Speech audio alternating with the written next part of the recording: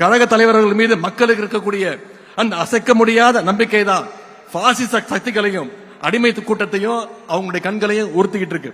அதனாலதான் அமைதி பூங்காவா இருக்கக்கூடிய தமிழ்நாட்டில் எப்படியாவது நுழைஞ்சு ஏதாவது ஒரு கலவரத்தை செய்யலான்னு முயற்சி செஞ்சுட்டு இருக்கிறாங்க. அந்த பாசிச கலவர சக்திகளுக்கு தமிழ்நாட்டு மக்கள் சார்பாக இளைஞரின் தன்மைமார்கள் நாம அத்தனை பேர் சொல்லுவோம், we will never allow you, we are ready to face the consequences. நாங்கள் உங்களை நிச்சயம் தமிழ்நாட்டுக்குள்ள அனுமதிக்க மாட்டோம். அதனால் ஏற்படுகின்ற விளைவுகளை நிச்சயம் களத்தில் சந்திப்போம். தமிழ்நாட்டில் நடந்து வருகின்ற ஆட்சி சமூக நீதியை, சமத்துவத்தை, மதச்சார்பினையை, பெண்ணுரிமையை காக்கின்ற ஒரு ஆட்சி. இப்படிப்பட்ட நம்முடைய கழக ஆட்சியை மீண்டும் கொண்டு வர வேண்டியது நம்முடைய பொறுப்பு. குறிப்பா இளைஞரணி தம்பிமார்களுடைய கடமை.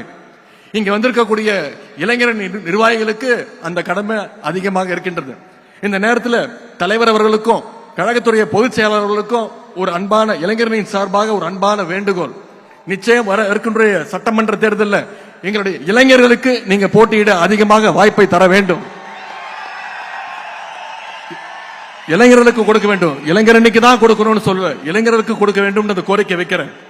இளைஞரணி சார்பாக என்னென்ன பணிகள்லாம் செஞ்சிருக்கோம்னு நம்முடைய துணை பொதுச் செயலாளர் ஆராசா அவர்கள் இங்க பேசினாங்க. இவ்வளவு நாளா நாம என்ன செஞ்சோம் அப்படிங்கிறது எவ்வளவு முக்கியமோ அதே மாதிரி இனிமே என்ன செய்ய போறோங்கிறதும் மிக மிக முக்கியம்.